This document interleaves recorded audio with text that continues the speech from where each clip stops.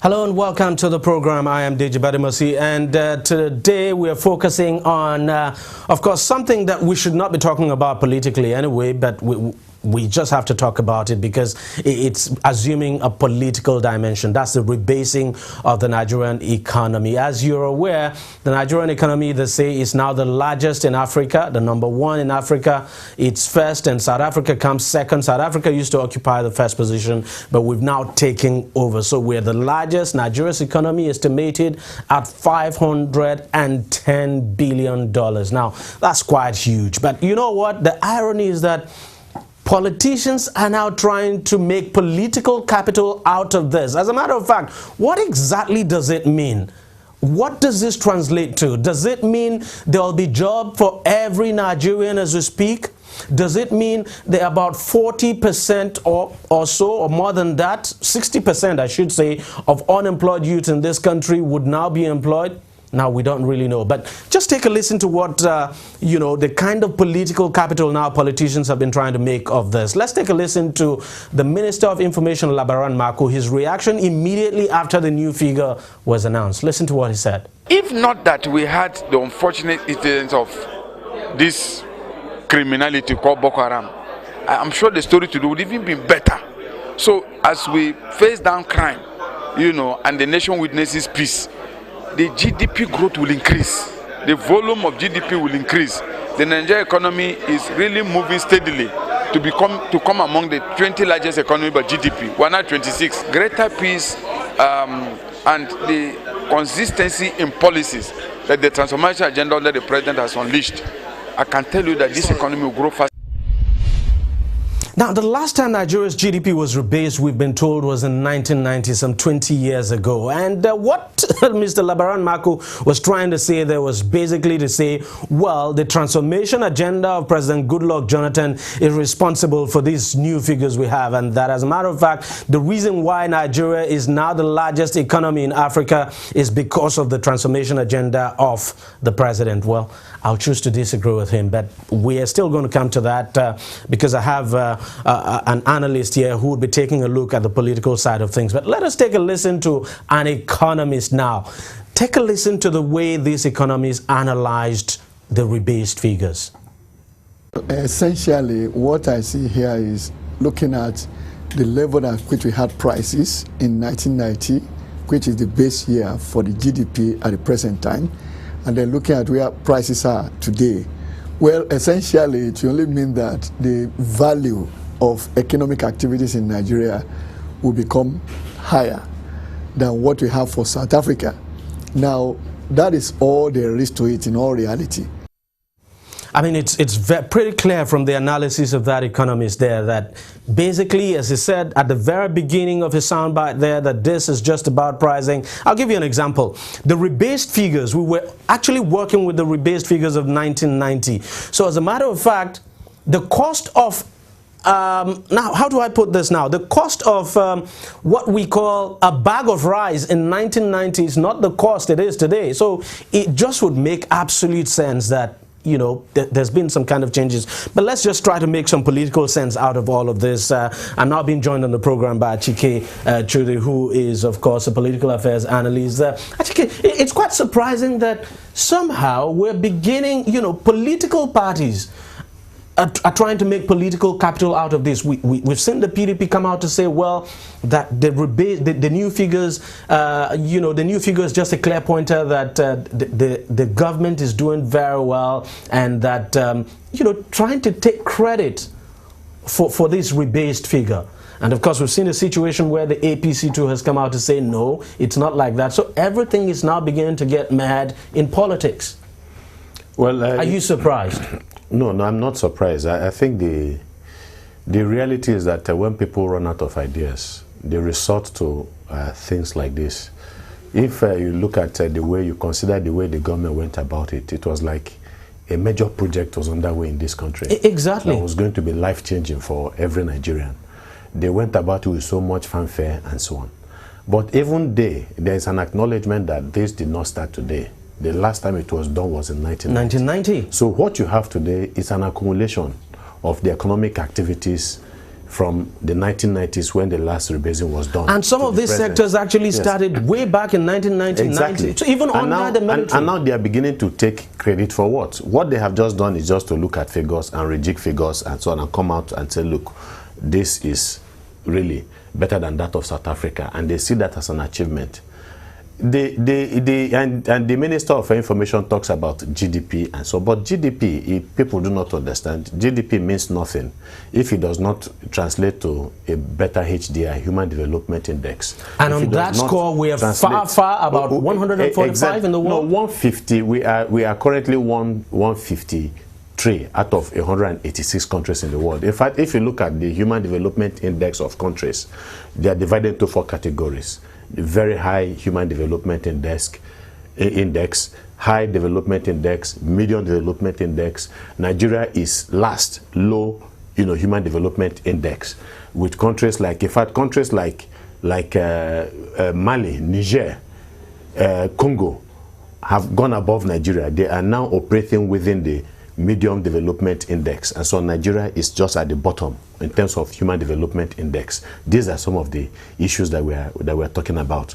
The standard of living in Nigeria, life expectancy is very low. Life expectancy and all the other indices of human development, childcare, issues, infant mortality, maternal mortality, illiteracy. We still have a literacy ratio of around 63% in the country for both sexes, male and female, and so on and so forth. And so, and then what are you talking about? If the only thing that what is actually of course they also talked about the GDP per capita. Nigeria is just around 3,000. South Africa is 12,000. Extremely very low. This buttresses the point we are trying to make. And again, even the figure they are talking about is also somehow also suspect, this rebasing. If you are going to look at it from, people have always acknowledged the fact that you cannot build a country, you cannot build an economy if you do not have the right infrastructure, especially electricity. And now, Deji, let's make this point. Exactly. South Africa is powered by 45,000 megawatts of electricity. And South Africa has a population of around 40 million. Yeah, and of around 40 million. And so you can be sure that the entire quantum of energy that is being produced in South Africa is being used up. Now it's being used Nigeria, up. as we speak today, Nigeria is doing less than 2,000 megawatts. Less than 2,000, and then you are generating this kind of GDP. These are some of the issues you ask yourself, because 45,000 megawatts compared to what we are doing here in Nigeria, it's over 1,000% much higher than what you're doing in Nigeria. And then what kind of economy do you think 2,500, 3,000 megawatts of electricity is powering, when we know that the basis of Nigerian industrial growth is hinged especially on the issue of power generation? So that in itself is also suspect. And then you also look at other, for instance, they talk about Nollywood as being one of those sectors of the economy that is responsible for the growth as if government is actually of the GDP. And then you want to ask yourself, yes, Nollywood, there's the Nollywood, where you have the official transactions, Nollywood, and then you also have the black market aspect of it, which the Nigerian government has really not done nothing in terms of pirating and the rest. And of course, you know that when you talk of GDP, there's the official GDP, the official data you get, to buttress, your GDP growth. Then there's also the unofficial, which you call maybe the black economy. And so governments have no way of actually tapping into that particular sector of the economy to also come up with figures for their GDP. So these are some of the issues. And then when people make so much noise about this, it is worrisome. It simply tells you, for me, Deji, that the government has lost all clue about providing, when it comes to providing employment, providing energy, providing security, and so anything. It's like a drowning man clutching at straws. And it would appear to me with the fanfare that has been shown over this particular matter for something that is nothing really. Because if you say, okay, like the Economist that was shown not long ago was saying that if there's any advantage to be gotten from this, it is the fact that it has the capacity or the potential to increase the rate of economic economic activities. But you cannot talk about economic activities without talking about providing a conducive environment for investment, the infrastructure, the investment, and so on, even the laws of the land, which must be in conformity with the international best standards. It are not in place. If you look at what happened to Virgin Atlantic, for instance, he was not protected by the laws of the country. You understand? So he left and said he wasn't going to come back. So these are some of the issues. Yeah, okay, fine. It's supposed to drive in investment, but when you have not done the basic thing to bring in this investment, the investors are not going to come. So what it means is that you're just tabling these figures before the international community based on nothing. Do you think we're going to see more of this as we move closer to the 2015 election, that this is going to be a campaign issue? It is already a campaign issue from what the information minister was saying and the way the government has gone about it, celebrating nothing as if it is something. Thank you very much for your concise thought. Well, we'll take a short break now. When we come back, we'll be talking to an economist to give us some sense of, these new rebased figures and what they actually mean for the country, and why, if at all, political parties should be making political capital out of this. Every day, every hour, and every minute, news break in Nigeria. Things happen so fast, it's most times difficult to track and comprehend them. But that's what we do right here on DEJI360. 2015, would you want to come back again? It's like asking Jesus Christ if he knew he was going to die, will you want to come back as the savior of the world again? We do not just help you track the stories, we break them down, explore all the angles, analyze the issues so that you can fully comprehend the stories and use them to make the right decisions.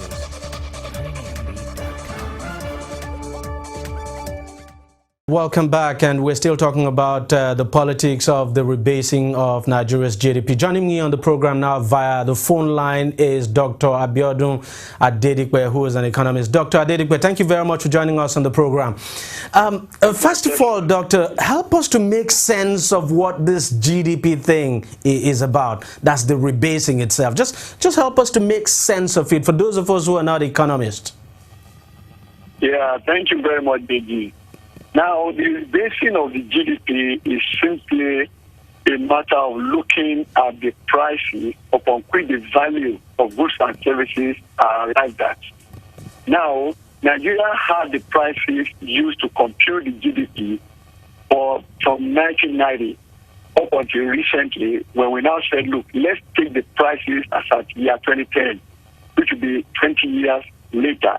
And certainly, the prices of commodities in 2010, if we look at today, 2014, they are more realistic. They give us a better picture of what the value of goods and services are than what the prices of 1990 will indicate. Let me get this straight, Doctor. Sorry to interrupt you there. It's just like saying, for instance, what was the cost of a bag of rice in 1990? It was probably 3,000 naira, and today it's about 15,000 naira, right? Exactly. It is just something like that. So now, that is on the one hand. If you also now produce more, that means by the time you multiply the number of bags of rice produced by the current price, you will get a much higher value than if you took the number of bags of rice produced today and multiplied by the price as at 1990. That is one major, driver of this change in the value of the GDP. Now, are you surprised that politicians are trying to make some kind of political capital out of this? I mean, portraying themselves as being responsible for this, because we're talking about 1990 to now, a period of about 15-20 years, and as a matter of fact, some of the sectors that are coming up now actually started coming up from 1991, even under the military, and now our politicians are trying to make political capital out of this. Yeah, really, I would say this is not an issue for politics, either on the side of those in government or those who are aspiring to come into, government. It's basically an economic reality that the structure of the Nigerian economy has changed significantly. Now, while we were in the school in the 1970s, we were looking at the structure of the economy in terms of a dominant agriculture, and of course, a strong industrial base when Nigeria was trying to now, implement the policy of import substitution. By the time we passed out of the university and became teachers ourselves, the structure had changed. Oil had become a dominant sector in the Nigerian economy. Now, between that time and now, the structure has further changed. So we now see a lot more of services being dominant in the system. We see equally some sectors, like you rightly said, that never existed, or they were in fact almost, not to be reckoned with. So that now they have become so important. So what we have to do is a more realistic structure of the economy that we are looking at, and equally it reflects the fact that the economy is bigger than it used to be. And that is all we can take from it for now. The other thing now will be the interpretation of that, which really is where the politicians perhaps would disagree with each other, just like professional economists will also do. But primarily, as it is today, that we are facing the realistic structure of the economy and its size, doesn't mean every Nigerian has now more money in his pocket. Very good. And that takes me to the next question. Sorry to interrupt you again. That takes me to the next question.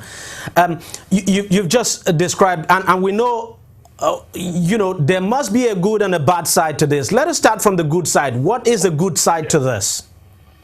Now, the good side to it is simply this. Everyone looking at this economy now, we have a correct picture of the economy. What we used to think as a monocultural economy is no longer really so. It also goes to prove that Nigeria is much, much beyond the oil economy. That is one major lesson to draw from this. Then secondly, people also will be able to identify the sectors that really drive economic activities. And so in terms of investment decisions, in terms of where the opportunities exist, even for government and policy formulation, where we can create more jobs, it becomes clearer to everybody now. So that investors, both domestic and foreign, and even government and policy formulation, will know the direction to focus on in order to make this economy grow further, and also to address the issue of the growth we have experienced without development. Okay, very good. And talking about the growth without development now, could that be the negative side to this rebasing thing? Tell us about it. Yeah, in a way, it will worsen some of our indicators, and of course, at the same time, it will improve some. For example, GDP per capita has improved significantly. From less than $2,000 per capita, it has gone to above $2,000. Yes, that gives an impression that the value we create in Nigeria in terms of our efforts at manufacturing goods and providing services is much greater than it used to be. That is what it means. It doesn't talk about the income that gets into our pockets. Okay? So it then means that if you look at some other indices too, it will now talk about, yes, a large population as well, and that is why for economists we talk about the real GDP, in which is GDP is nominal value, the about $510 billion. Then we also talk about the real GDP, which is in terms of either comparing it to the population, as we talked about GDP per capita, or we compare it now with the rate of inflation and a few other considerations. That is where the challenge of growth comes. A big economy puts you under a lot more pressure to grow it at a faster rate. For Nigeria to maintain the same old growth rate, we need to tinker with policies. The government will have to reform some sectors. We need to get the power sector right. We need to get infrastructure right, and a couple of other things. But another thing I have to ask you, sorry again for interrupting you, but I just have to ask you this. Yeah. Jobs, they are the biggest headache we have in this country today. Millions of our youths are unemployed. As a matter of fact, the other time the Immigration Service advertised for just 4,000 jobs, close to 1 million people turned out, and we understand that about 60% of our youths are unemployed. That would be coming up to about 40 million. How do we reconcile these GDP figures now with the lack of jobs in the country? Well, the reality that we face today is that the real drivers of growth that will create jobs are the small and medium-scale enterprises. And with the way the economy is structured, yes, we have the potential, they are quite all right. But there are certain key drivers of that sector, and power is fundamental. Now, if we don't get power right, which has a big implication also for the cost. And by the way, we are doing almost less than 2,000 megawatts at the moment. Exactly. Yeah, and which is far below what we require. Now, even the target of 40,000 megawatts in our vision 2020 is insufficient to drive the economy of the size that we are looking at today. Which means whatever it takes, we must do to get the power sector right. If the power sector is put right, then the SMEs can do business and can grow, because that is where the real advantage of job creation lies. And that's the way it is with all economies around the world. Now, Dr. Adedigbe, okay, go on. Dr. Adedigbe, I know you are not a power expert, but I mean, just look at it. Realistically, do you think we can achieve 40,000 megawatts by 2020, considering the fact that 2020 is just about 5 years down the line? Yeah. Well, I think this is an issue we have not, in the past years, given the right attention to. But now, yes, the power sector has been reformed, but it also goes to show clearly that we still have a whole lot of work to do. Now, a lot of emphasis has been in terms of, yes, let's generate more power. And most of these plants also will depend on gas. They are gas-fired. So that means you need to pay attention to where the gas comes from. You need to pay attention to the path, that's the pipeline that runs from the source to the power plant. Now, how do you ensure the gas gets to them? And when they generate, how do you evacuate? Even when you evacuate, that's where you talk about transmission. If your transmission infrastructure is inefficient, then you still have a lot of technical losses, which means you can generate even 40,000 megawatts, that is Vision 2026, and still not be able to distribute it effectively and efficiently. And that will still be a problem. I understand you. I understand you perfectly. Perfectly. Yeah. But are we not making too much noise about being #1 in Africa? That we've surpassed South Africa? In my opinion, that noise is not worthwhile. That is not the issue for us. We should be focusing on how to convert this to advantage. And that is what further work we need to do. It's really a lot of hard work, given what this is telling us, that yes, this economy is bigger. So how do you make a bigger vehicle to move at the speed of a smaller vehicle? You're very correct. That is what I think we should be worrying about, and that is where reforms come in. So we should not really be celebrating that our GDP is bigger than that of South Africa. Rather, we should be celebrating the fact that we now see the reality of what we look like, and therefore we can now think and apply the right solutions to our problems in order to get the economy moving. Dr. Adedigbe, I want to thank you very much for your contributions, and thank you so much for those thoughts. Let's just hope our politicians stop making political capital out of this and face reality that we're confronted with a very big problem ahead and work towards resolving the problems we have. Thank you very much for your contributions. Well, as I said, let's just hope our politicians get this straight and that this is not an issue to make a political capital out of. Let me just read out some figures to you because we're actually out of time. Well, we say we're #1 in the continent, but take this home. South Africa, that is #2, generates 40,000 megawatts of electricity, and this was as at 2011 or 2012, I should say. And South Africa, the population is actually 51.19 million. If South Africa is generating 40,000 megawatts of electricity for 51.19 million citizens, then you know what that means. Infrastructure wise, we're dead at the moment. We're not generating, I'm not sure we're generating up to 2,000 megawatts. So how come we are the biggest in the continent? Now let me just give you another example. London Heathrow Airport, I mean, some of you have visited that airport. Well, we understand it generates 4,000 megawatts of electricity. Now 4,000 megawatts of electricity for London Heathrow is more than what we generate here at the moment. Less than probably 2,000. And then the Holy Mosque of Mecca, I have this figure, the Holy Mosque of Mecca, where most of our Muslim brothers troop to almost every year.